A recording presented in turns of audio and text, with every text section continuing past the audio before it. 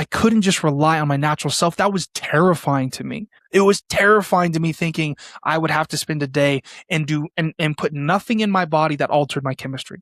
That terrified me to death. This channel is not about drugs. This video, it's about dependency on alteration. Once I started injecting steroids, something changed.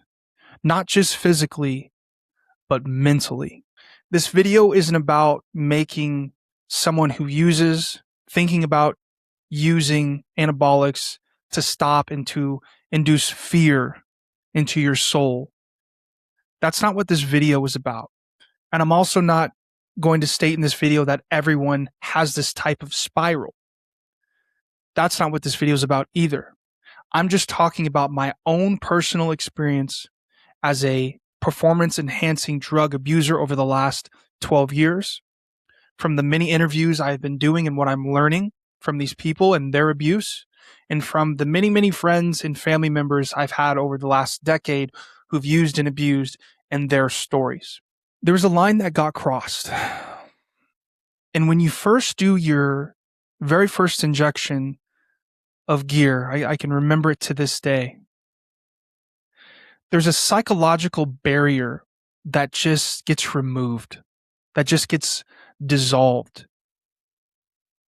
And you start to normalize this alternate state. You start to normalize going into your restroom or your room when no one's watching. After you've ordered this random substance on this website, going into your room, going into your restroom, pulling out the needles, and you start to normalize being a drug addict in your room, because I mean, that's what you are.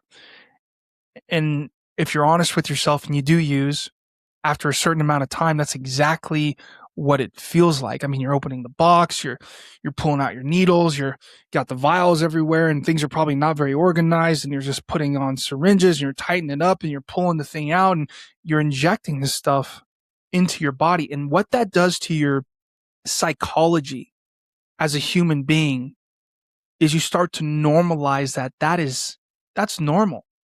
It's normal to do this. It's normalized to alternate your natural state of being. And this video isn't about all the social media influence and how everyone pushes that it's normal, but it's not. It's not normal. What's normal is being natural and yourself and eating right and recovering right and training hard and sleeping hard and not stressing about life. That should be normal. But it's so crazy, especially in 2026, that becomes less and less normal. When I abused gear and used it for the last 12 years, manipulating my hormones, it became just acceptable to me. That's just what I accepted in my own life as normal. I'm going to manipulate my hormones, and I'm going to lie to myself and pretend to myself and tell myself that that's normal. Because I know other people that do it, because what I see on social media, because of the goals that I have and how people have told me to get there, I've accepted it. It's normal. It's normal for me to manipulate my hormones. That gray line, that line between natural and enhanced, it dissolves. It completely dissolves. And after I crossed that line once, crossing other lines into other drugs, it didn't feel as extreme. And that's why I say people who start using anabolics, performance-enhancing drugs, and you start injecting yourself with this stuff, what's stopping you from injecting other stuff down the road? What's stopping you from injecting the more hardcore, you can call it, drugs like methamphetamine, heroin, other things? What's stopping you from relying on these other drugs to make you feel normal? What's stopping you from thinking that that's acceptable to start smoking marijuana all day, to start doing cocaine more often, to start doing kratom? Because I did the gear myself, all those things are like, well, I'm already injecting myself. I'm already doing this. Like, I'll do those things. Not saying I did heroin or methamphetamines. I'm surprised I didn't. But I know people from personal experience that started with anabolics, started with injecting. Injecting became so routine and acceptable and normal that that line dissolved between, well, I'm going to inject some other stuff. I'm already doing it with this. Why don't I just do it with this? Like I said, after I crossed that line once, and after you, hopefully you never do, but after you cross that line, other things don't feel as extreme. You're already doing it in one way. What's stopping you from doing it in another way? And guys, no one wants to talk about this.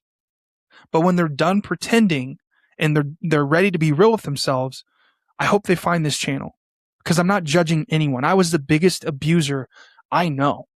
The stuff I did back in the day, I feel like and I know there's people more extreme than me, but the stuff I did, I look back, I'm like, holy crap, you did that to yourself and you didn't care about the consequences?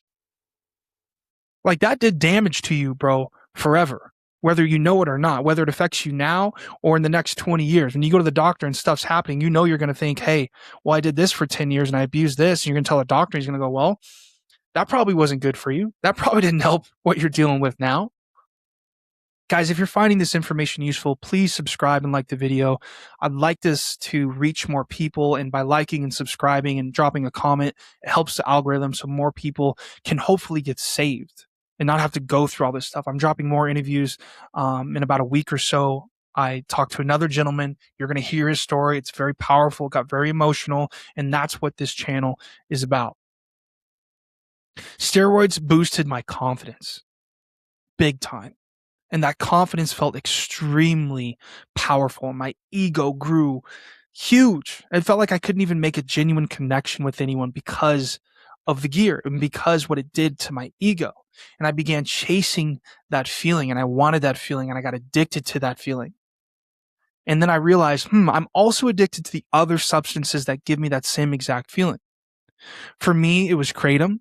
For me, it was marijuana. For me, I enjoyed coke. Like, all that stuff gave me a similar feeling that gear did. It gave me a recognizable feeling that anabolics gave me. And it was so easy to do those other things because I started injecting random oil off the internet 10 years ago as an 18-year-old in high school. Of course I did these other drugs. If you, especially if you're doing it and you're young, you're under 30, it's a gateway drug. It's so much easier to convince yourself that it's acceptable to do these other drugs because you're already doing this other drug, anabolics. And it gets framed as almost in a way like it's this healthy way of becoming a man in 2026. It's the next evolution of us guys. We need to be enhanced and do this gear and all this stuff. And it's like, it's bullshit. It's companies trying to make money, and it's a business. And a lot of companies and a lot of coaches are going to hate me for what I'm saying. And being very honest with you, I was a coach back in the day that had conversations with my clients about, hey, maybe you want to hop on anabolics so you can win your show or you can look better. I'm at fault too. I take full responsibility. I'm not saying I'm perfect. But as I get older and as I learn more about life and myself and real life consequences and what this is really about, like, why are you really injecting yourself? I got to stop pretending. At some point, I have to stop pretending why I'm actually doing this. But other substance offered relief, big time. The gear offered relief from the pain that I was feeling from not feeling enough and feeling worthy, and my low self-esteem, which is the number one reason why I feel like guys start gear in the first place, because they don't feel like the man that they need to be. Physically, mentally, emotionally, spiritually, so they start gear. The same thing started happening with other substances that I took: the kratom, the marijuana, the cocaine. The other day, I spoke with someone who loved Adderall.